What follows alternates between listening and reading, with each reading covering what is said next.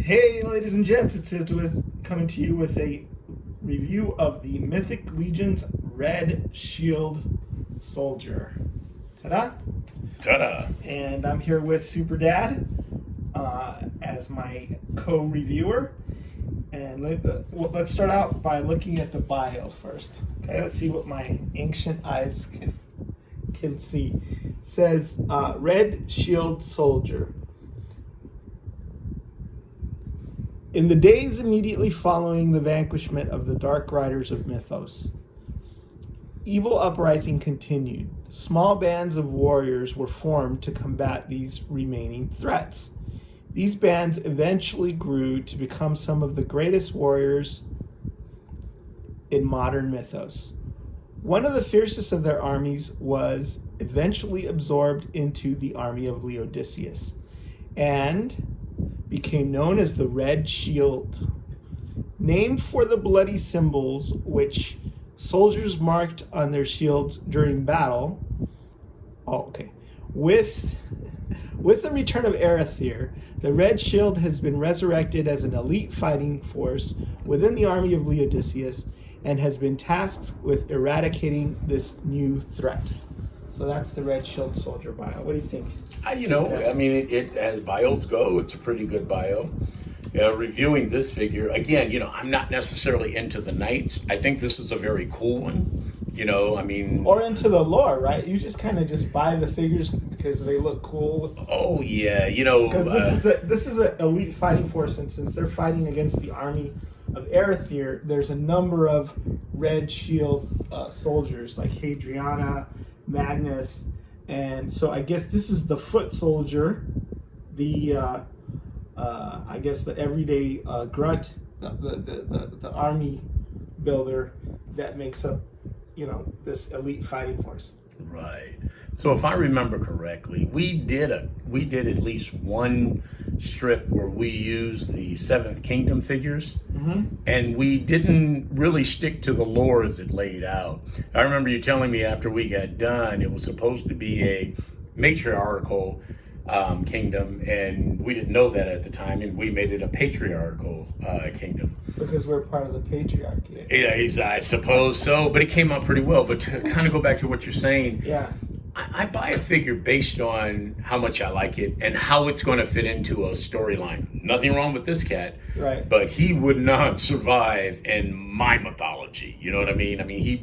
He might be one of the guys that gets taken down by something, but like he's the red shirt is what you're talking about. Yeah, there you go. There you go. Star Trek reference. He is definitely the red shirt.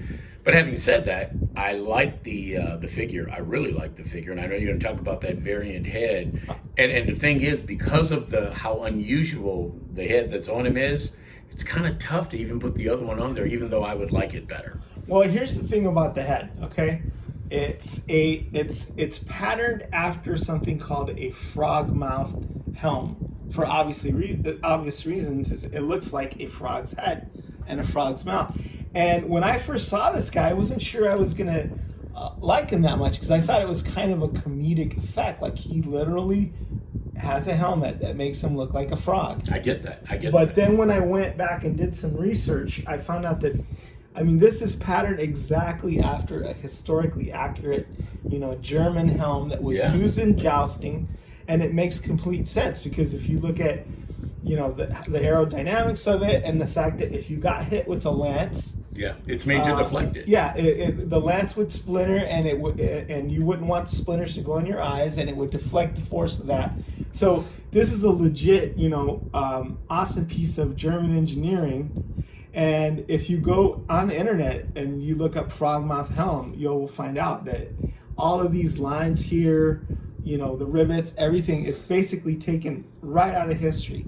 And the other cool thing about this armor is that it looks very functional, and it looks like, legit armor that somebody could have worn, back in the medieval days. And I think this is kind of, not only is it the mainstay of the Red Shield army, but it's how you build that army with these different helms. Got it. Because it comes with 3 helmets. Right. It comes with the frog.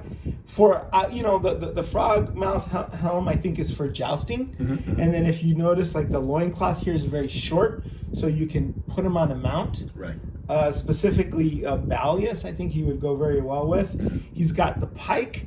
I imagine that maybe we'll get a lance at some point. Right. Or, that'd be easy enough to fashion a lance for him. But then you got a knight, that you can joust against other knights and put on this mount that we have, and he's historically accurate. And I can't wait to see, like, all the cool, like, action photos maybe that six-shooter Trevor Nelson and some of these other guys that do this stuff will do, like, these action shots of knights jousting each other, and maybe the lance splintering. That'd be nice. That'd be very nice. So I can't wait. I mean, it's awesome, and he's very well executed, but at the same time, he's not generic. No. But he is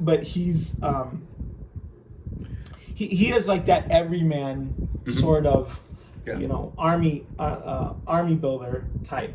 And it looks like, and I'm not sure, but it looks like the stylings of the helmet below on the column there, the one with the spike at the top. Right. It looks like that's a variant for the Templar ones we saw. Oh yeah, which makes it, which I didn't realize before. That makes it even more attractive to me. For some reason, I like that style of helmet. This very classic style of helmet, and it's got that cross there. Sure. So, which is a very strong emblem, and you pop that on there, and it just looks really cool. We've got a couple of different parts that I don't remember us getting before and anything else. This loincloth, I think, is new. Sure. I think these pauldrons right here with this like scallop design are new. Smaller pauldrons, which, see the back right there? I don't remember seeing that before. We have gotten this sword before. Can you explain a little bit about this sword and why it's so unique? Sure. Yeah. So being a guy that's taken up fencing both with traditional samurai swords as well as wielding and owning and maneuvering and understanding the philosophy of a broadsword, the idea is that this is basically a hacking blade. And as you see the wrist protectors, and you see those little blades that are protruding out from. Right, that's really cool. Right, those are meant to catch the other sword as you're parrying. So when the swords meet and it slides up, it allows you balance to be able to move the hilt of that sword, because even with broadswords, even though they're hacking swords, they're still meant to be moved and maneuvered at the hilt, because that's where the balance is. So that protects like the center of balance. Yes, it stops the sword there. It allows you to maneuver and move your wrist on your opponent. Right. And actually it could also serve as a weapon too. If you cut near the neck area and you pushed or thrust that sword up in a slicing move, that would also catch your opponent if you were able to get under the helmet. The drawbacks of a sword like that is, as you can see, there are things you can get caught up on. So if you're because thrusting is like a major maneuver when you're fighting an opponent, and if you thrust this thing the wrong way to pull it back, it may get caught on something, and a lot of times that might be the end of you. And it's long and heavy, so you obviously have to be quite adept to go into battle with a weapon like that, right? That's what she said. So looking at the aesthetic, I like the colors. I like the way they match up the colors. It's kind of a Captain America look on that, but that's not the way it plays out to me. It's just a kind of very color coordinated. I like the studs along the shield. It gives it more gravity. You know what I mean? It's got more of a 3D effect. I like the little collar at the end of the halberd there that just, it's right nice. Here? No, the one up top here, this one. Oh, so okay. Yeah, that's a nice effect. I think it plays out really well as you alternate the heads. Far be it for me to want to color coordinate and accessorize, but it just looks good. Let me change out the heads. Sure. So we'll take a look at that. And as you can see, with a simple head swap, it really does change the dynamic and just the overall appearance of the figures. It's my favorite helmet, though I get into the historical accuracy of the big frog helmet there. This is just badass. This elevates him from just a guy out on the side who may get killed, cannon fart or whatever you want to call him, to a guy who's in the mix, who's going to do some damage, who's going to be maybe a main character. Right. You know, so I kind of dig it. All that from that swap of a single helmet. Huh? Yeah, and it's just something about that particular style of helmet. You see that gold pike in his helmet goes with his sword. It's just something that says your imagination. Yeah, it's something that says main player, right, as opposed to just supporting cast member. Right. So yeah, I really dig that. Wouldn't if you were on the battlefield though, wouldn't you target the guy who had the fancier armor and stuff, because that would be possibly but, higher ranked or right. Or, But that guy also should be adept enough that he's going to take down. And again, we're talking mythology over practicality. So you see that. I mean, if we talk about a character like Achilles, right? Right. Who could just take out dozens of guys. He was no bigger than any other guy, but he was just better adept at wielding weapons. Right. So I mean, this guy just stands out from a character perspective, right, as badass. It doesn't mean, like you said, that in real life. You're right. He probably would be targeted with someone with an arrow or something, or somebody coming at him. Right. And the other thing is, all of these helmets have limited visibility. Yeah, of course. So would this be a jousting helmet too, or? I mean, it could be. I think this one is kind of a jousting helmet. Yeah, I think that I've seen photographs of old style. But you know what? Let's take a look at that helmet on it. What do you think is? I think this one looks awesome. I mean, it's classic, right? Yeah, I'd agree. We've seen it before. Yep. But something about that simple, classic, clean lines, it looks awesome. Yeah, I totally agree. And it makes me wish I had more of these guys so I could. I guess that's the whole idea. They're giving you 3 heads, so you buy 2 additional bodies, right? Yeah. And build those armies. But yeah, it looks really, really awesome to just have these guys like also as a guard, maybe in the background, flanking an important like Leodicius or somebody, right, like your royal guard or something of that nature. You had mentioned that you got a little bit of a Captain America vibe, I guess, because of the concentric circles. Yeah, that's all. That's the only I was going to ask you if you'd seen the custom by Emil Wickman. He's a guy out of Sweden. His favorite superhero for some reason.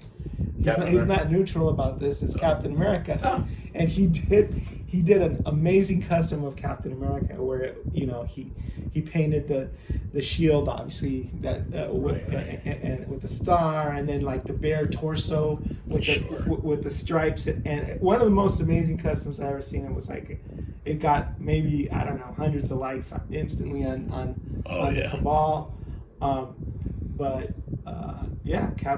so. I like to see some more Captain Americans out there, and I think this guy would be a good base for that. Well, it's a beautiful plain figure, and again, with this figure, maybe with the exception of the plume, maybe not. Mm-hmm. I mean, he does say army builder to me. Yeah. Because he's just a tight uniform. I mean, he's got a tight suit of armor. It's streamlined. It would look good, But I don't think he is an army builder. I think because he all of the 3 heads and the different paint apps. I think he's a regular figure. Yeah. But you're getting a lot of bang for the buck with the extra heads. Yeah, I see that, absolutely. We want to take a look at posing them with some other figures? Sure. All right, so here we have the figure with a very old figure. I don't even remember what line this guy is from. He's got a werewolf face, but I just have it down. But I like him because he's bigger, and our guy is going to be the underdog in this battle. He'll take him down, but it's just when you got a slightly smaller guy fighting a slightly larger guy, it puts more suspense into how the outcome's going to play out. It definitely adds to the drama. What do you think of that, Is? I think it looks awesome, and it looks cool. I was surprised by how little articulation that figure had. It was so good looking, and it had some nice paint apps and everything, and the design was great. But man, we have come a long way when it comes to articulation. Now, here's the thing that I find amazing. He has thigh cuts. Yeah, but why though? Yeah, why? I mean, you're right. I mean, no rocker ankles, no double jointed knees. No ankle joint whatsoever. So as you see, he has to be kind of supported up. But I mean, I still love the figures. I think these have holes in the bottom, so I can put like little disc in there to help it. But look at how natural the pose is, how easy it is to. You have the rocker ankles, you have all the articulation you need, and even in an armored character, right? It's true. It's true. And I mean, it doesn't just stop there. I mean, if you look at this other thing, you really get a chance to see how much more grounded he is than like fantasy figures. I mean, in a way, you know, those gladiator figures, what are they called? Something for fighting or whatever. Combatants. Yeah, the combatants. You know, I mean, this guy, if you look at just this pose right here, I mean, he looks solid. He actually looks, with the posability and, you know, the realistic looking armor. I'm liking this figure more and more. I didn't get this one, but with the head there, I mean, it's really good. Look at all these details and how they just see, like this scallop. I don't know if that's what you call that design, but down here and that, how it matches up. Yeah, it's nice. And I think these are new. I don't know if those are falls or what you call them, but those like intricate little scallop designs and how they carry over from these new pauldrons and just the lines. It's so the lines are nice. It's beautiful. It is beautifully. It's plain. It's plain but beautiful. Exactly. Yeah. A classic, right? And then also right here you have this neck piece that is new and different, and it's got a strap there on the bottom, and that's different too. That changes the whole look of the torso. It's a small, subtle change on the knight armor that we've had before, but then at the same time, it's like a whole new character. Right. And I mean, you'd mentioned before when we were changing the figures out, just look at how far that design, sculpt, and the articulation, look at how far it's come. I mean, that figure that's there, I think it's from like 2003. Stan Winston figures. And he was known then for the detail work, but it doesn't even begin to compare in the detail to these new figures. It's a cool figure, but it's very cartoony. The arms and legs are oversized. Right. Not the arms, but the hands and feet are just, those aren't realistic proportions whatsoever. And so it's a good juxtaposition. It's interesting to see a figure like that, which is a fantasy warrior on steroids, I guess, and this, which actually really looks like a real medieval knight. I mean, I imagine when you look at some of your Germanic knights from Germania, some of those cats supposedly got really big. The African warriors, the German warriors. Did they wear like size 25 I doubt it. I mean, I'm pretty sure, just like you said there. But it's great for standing the figure, because otherwise there's no way that guy would stand up. But it doesn't look realistic whatsoever. Right. Unless somebody can get acromegaly just on their feet and hands. Yeah. And have them grow massive Popeye proportions. Yeah. But it's cool, and great job posing. Oh, thanks. Okay, so did you want to include the horse in this review, or do a separate review for the horse? I think we'll do a separate review for the horse, but I think maybe just put him astride there so people can see. Okay, so then just closing up then, the parting shot of the figure on the mount is, what's the name of the horse? Ballius. Beautiful. It's amazing, isn't it? Yeah, it is. It's just beautiful. I got two of these. I guess the intention is to make more of them. So I think I'm going to keep one and not open it. Wasn't my original intent. I was going to open both of them, but I'll wait to see if we get other steeds and then sell the unopened one for $1 million in 20 years. It's funny. Is it scalping if you end up getting two figures because you intended to use both of them and then realize there's other coming, so you don't open them? No, I think it's the preliminary intent that counts. My intent was I was going to have and I still will, because I still like the steeds that come with the Lord of the Rings. Yeah. But this will give me a difference in scale. Different size. Yeah. So, but I think I'm going to hold on to the other one and not open it. I like the Blaze. Bojack. Yep. I bet you that head goes really well on the other horses. I mean, on the other with Equidron's skeleton. That would be like a good evil steed. I didn't think the colors were that compatible, but I think they are. I wonder how this looks on Equidron, like a full, like fleshy Equidron. Yeah, that's what I'm. Well, yeah, full. Yeah. Yeah, it'll be curious. But anyway, we're not here to talk about that one yet. I want to apologize for Emil Wickman if I screwed up his country of origin. I'm not sure whether he's from Sweden or Switzerland. I am aware that those are two different countries. But are you sure it made a difference? I think if you talk about both of them, you may be able to say, what, do you think that that's politically incorrect? I don't think so. Are you doing the Swedish chef? I'm doing the Swedish chef. So if he's from, you just screwed up my apology. No, Emil is awesome. I love you, Emil. it doesn't mean he's not more awesome than he was. He probably doesn't even have an accent like this. That's kind of the Italian Swedish version. Oridor. See, I didn't do that. He didn't do the Oridor. I don't know where that came from. Anyway, Emil, that was an awesome Captain America. Yeah, I really want to see that. So okay, I guess that's it for this review. Shout out to Emil. Sorry. Hey guys, Is it Wiz signing out? And Super Dad. See you at the races.